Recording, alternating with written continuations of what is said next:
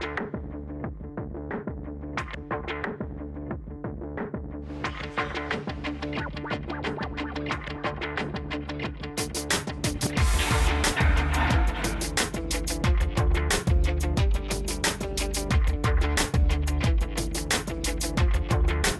amis passionnés d'automobile, de compétition et de sensations fortes, bienvenue ce soir parmi nous.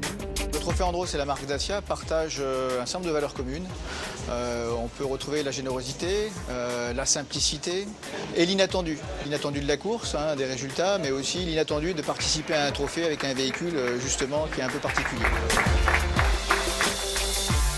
Dacia Logiglass, c'est un véhicule qui est très spécifique puisque le Trophée Andros c'est une compétition très particulière. Donc ça se traduit par des grands éléments, un châssis tubulaire intégral en acier, un moteur V6 3 litres en position centrale arrière, une boîte de vitesse séquentielle à 6 rapports, 4 roues motrices, mais aussi, on le sait moins, 4 roues directrices qui permettent vraiment d'avoir une maniabilité hors pair.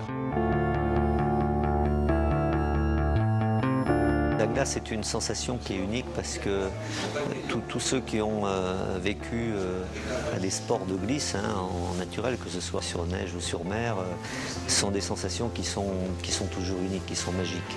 Vous savez que de toute façon vous n'aurez jamais les mêmes conditions de piste, donc vous devez vous adapter, mais c'est quelque chose qui vous ravit parce que voilà, il n'y a pas de monotonie en une journée, en une saison, et même après quelques années, même en nombreux, je suis jamais sevré, quoi. L'objectif c'est de remporter le titre, donc j'espère que cette année on gagnera. Le règlement du Trophée Andros impose de recourir à des solutions entièrement mécaniques. On est là bien avec cet esprit de simplicité qui met en valeur l'ingéniosité des ingénieurs dans l'esprit Dacia.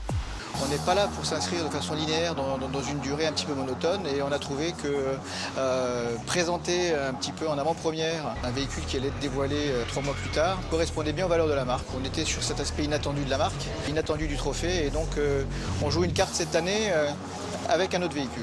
On a fait 2 fois deuxième avec le Duster les 2 dernières années. On s'est bien rendu compte que le fait d'être seul, d'avoir qu'une seule voiture, un seul pilote, c'est quand même un manque d'information par moment. Le but c'est ça cette année, c'est de se retrouver avec 3 pilotes capables de faire des retours d'informations pour faire évoluer la voiture très vite.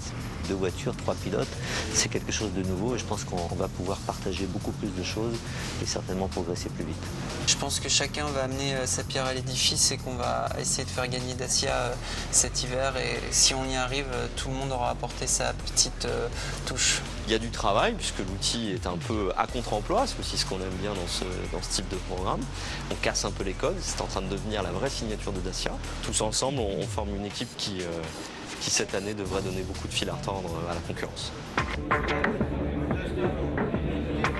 Moi, elle me plaît énormément, je la trouve vraiment magnifique, ça me donne envie de monter dedans, et je pense qu'encore une fois, ce sera une réussite marketing, et j'attends à ce que ce soit une réussite sportive également.